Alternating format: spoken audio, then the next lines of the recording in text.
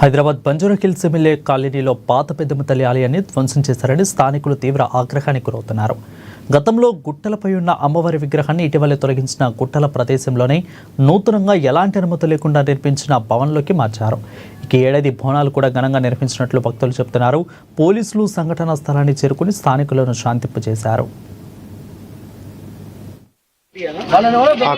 బోనాలైనా next డేనే మీ గుడిని ఎట్లా గొలగొడతాడు? ఎన్నో ఆర్డర్స్ ఉన్నాయి ఆడ మస్జిద్ ని చర్చెస్ ని గులగొట్టాలని చెప్పి అవి కనిపిస్తలే. ఎన్నో ఆర్డర్స్ వచ్చినాయి మీకు అవి గులగొట్టడానికి వస్తలే కానీ అమ్మవారి గుడిని ఎలా గులగొడతారు? ఎవిడెన్స్ చాలా. అది ఎన్ని కాలం నుంచి ఉంది గుడి? చెప్పండి, ఎన్ని కాలం నుంచి ఉంది? ఆ గుడిని ఎట్లా గులగొడతాడు?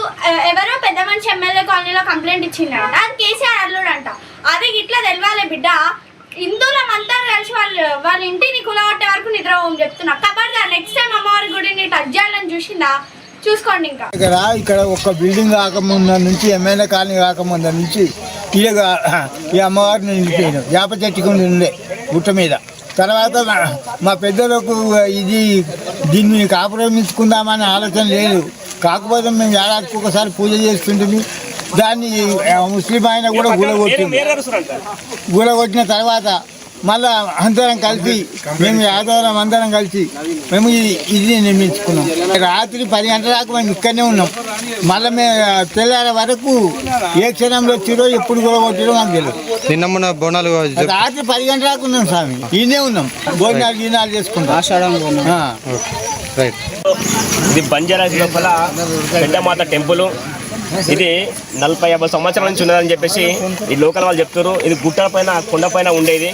ఇక్కడ సంబంధించిన ఒక వ్యక్తి ఏమంటే ఆయన కొండలను తుల్చేసి ఈ ల్యాండ్ కబ్జా చేయాలనుకున్నప్పుడు ఇక్కడ ఉన్న ఏసీబీ గారు కావచ్చు, ఎంఆర్ గారు వచ్చేసామంటే మళ్ళీ ఇక్కడ చూపించడం జరిగింది. ఇక్కడ కొన్ని సంవత్సరం నుంచి ఏమంటే బోనాలు తీస్తుంటారు. ఇది ఆషాఢ మాసం, అమ్మకు సంబంధించిన మాసం. ఎంతో పవిత్రంగా జరుపుకునే ఈ మాసం లోపల కావాలని దొంగలు లాగోలే అధికారులనే కానీ ఇక్కడ ఉన్న వాళ్ళు టెంపుల్ ఎవరు నిర్వహిస్తారు, వీళ్ళు ఎన్ని పరిస్థితులు చెప్పి ఒక నోటీస్ ఇవ్వాలి, ఒక విషయం మాట్లాడాలి.